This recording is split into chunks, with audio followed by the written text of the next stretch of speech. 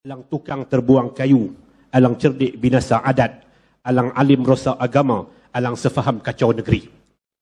Atas empat benda ni, ini ditulis oleh Profesor Buya Hamka dalam bukunya Kenang-Kenangan di Melaya.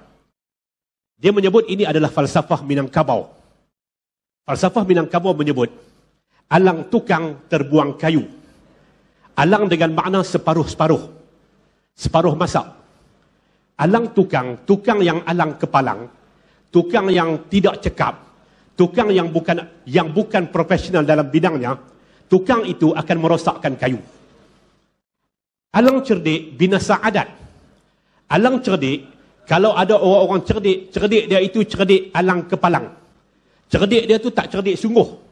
Cerdik dia tu macam Mat Maslan. Saya tak kata Sanusi pasal Khalil kata dah. Walaupun saya bersetuju, Sanusi pun alang kepalang punya cerdik juga.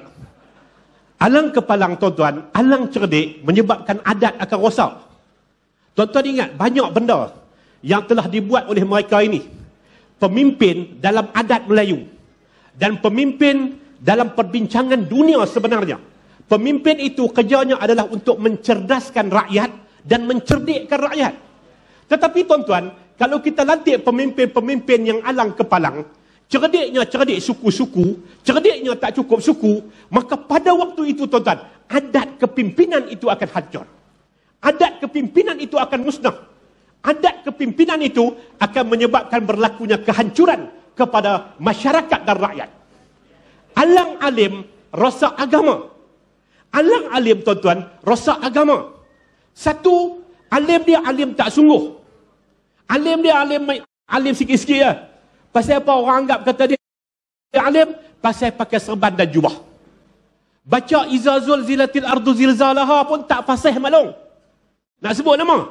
Jawatankuasa Dewan Ulama PAS Negeri Kedah. Tak usah sebut nama. Tuan-tuan, alang alim rosak agama. Saya ingat tuan-tuan, ini kita berada dalam bulan September tahun 2022. Bulan September tahun 2020. Pada waktu itu tergempar di seluruh dunia, terutamanya di kalangan parti-parti Islam.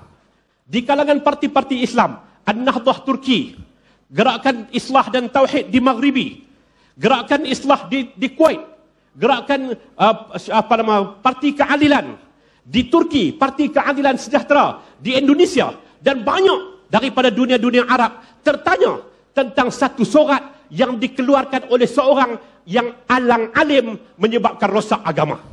Siapa orang tu tuan-tuan? Orang tu kalau saya tulis Uhaha. Ustaz Haji Abdul Hadi Awang.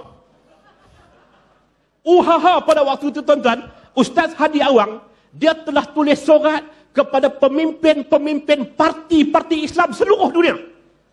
Waktu tu dalam PKP, tak ada pasal apa. Depa pun tak tanya apa. Tiba-tiba dia keluar satu surat yang 8 muka surat, 7 muka surat. Surat itu berbau fitnah dan fitnah dan fitnah. Apa dia tuduh dalam surat itu? Antara benda yang dia tuduh, dia kata parti amanah khususnya, yang keluar daripada PAS ini semata-mata kerana mereka tidak faham Islam dan mereka ini berkehendak supaya Islam itu diperintah, Islam itu diinjak-injak.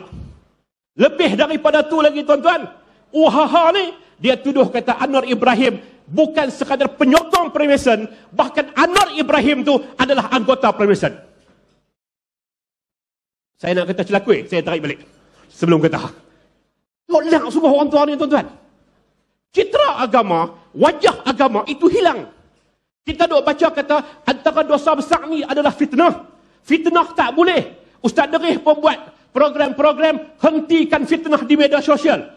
Dia buat kempen, habis kerah orang-orang JAKIM, pakat cakap semua, panggil artis, panggil ustaz-ustaz JAKIM, panggil ustaz selebriti, pakat cakap hentikan fitnah di media sosial. Dalam masa yang sama, tokoh dia, presiden dia, Uhaha yang disayangi oleh dia, telah berfitnah, telah melakukan fitnah, dan dia tak tarik sampai hari ini fitnah itu. 7 muka surat daripada ayat yang pertama, selain daripada Al-Quran, selain daripada hadis, semuanya fitnah, semuanya adalah pendustaan semata-mata. Dia tuduh tuan-tuan, dalam 22 tahun pemerintahan, 22 bulan pemerintahan Pakatan Harapan, Waktu tu Islam berada dalam keadaan terancam. Waktu tu Islam berada dalam keadaan terpolok. Waktu tu orang injak Islam. Waktu tu Melayu tak boleh senuk di dalam negara ini. Dia tuduh, dia hantar kepada Rashid Ghannouchi. Dia tuduh, dia hantar kepada parti keadilan. Dia hantar kepada seluruh dunia tanpa sebenarnya hujah yang cukup kukuh. Tiba-tiba kemarin UHH ni pula, dia kata kali ni, pilihan raya kali ni keluar mengundi bukan lagi fardu kifayah, tapi kali ni keluar mengundi hukumnya fardu ain. Pasal apa fardu ain? Dia kata pasal Islam duduk dalam keadaan terancam. Orang tua ni tak makan ubat ke nyanyuk kah?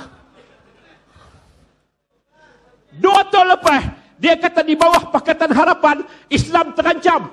Sebab itulah kami kena ambil. Kami nak selamat. Kami nak letakkan Islam pada landasannya. Kami nak letakkan Melayu pada landasannya. Lepas 18 bulan, lepas 19 bulan mereka perintah. Dia tu adalah duta bertaraf menteri. Parti dia tu parti kerajaan. Tiba-tiba di Padang Rengas, dia bagi tahu, kali ni fardu kifayah. Pasal apa fardu kifayah? Fardu ain. Fardu ain ni maknanya wajib semua keluar. Siapa tak keluar mengundi, hukum dia haram dan dia akan dapat dosa. Pasal apa? Pasal Islam terancam. Nyanyuk ke menentang apa orang tua ni? Tuan-tuan, alang alim rosak agama.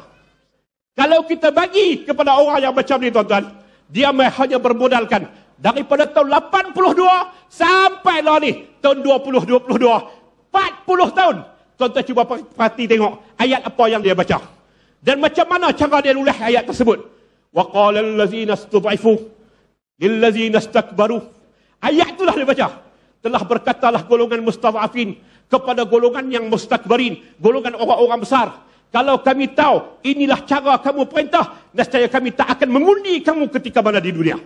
Waktu dia jadi pembangkang, ayat tu tuju kepada kerajaan UMNO Barisan Nasional. Waktu dia kawan dengan UMNO Barisan Nasional, kawan dengan Muhyiddin, kawan dengan Azmin, ayat tu dia tuju pula kepada Pakatan Harapan. Dia tak pernah kena apa? Alang alim rosak agama. Baca ayat ni tuan-tuan, mula daripada kanan pun kena ke orang, mula daripada kiri pun kena ke orang. Dia tak ada apa. Tak haram jadah ke macam tu tuan-tuan? Tuan-tuan, ini perangai UHH. Tuan-tuan cuba perhati. Itu betul lah apa yang dikatakan oleh Buya Hamka dalam falsafah Minangkabau yang dia coretkan dalam bukunya Kenang-kenangan di Melaya itu. Alang alim rosak agama. Alang alim rosak agama. Alang sepakat rosak negeri. Alang sepakat rosak negeri. Tuan-tuan, kita rajin sebut sebelum pilihan raya, saya ceramah dengan Wabi Zamri, ceramah Dr. Ismail, ceramah berkata tempat sebelum pilihan raya 2014 kata ni. Kita kata PAH tu adalah parti yang Chan Mengkai kata nang botinang kui botikui.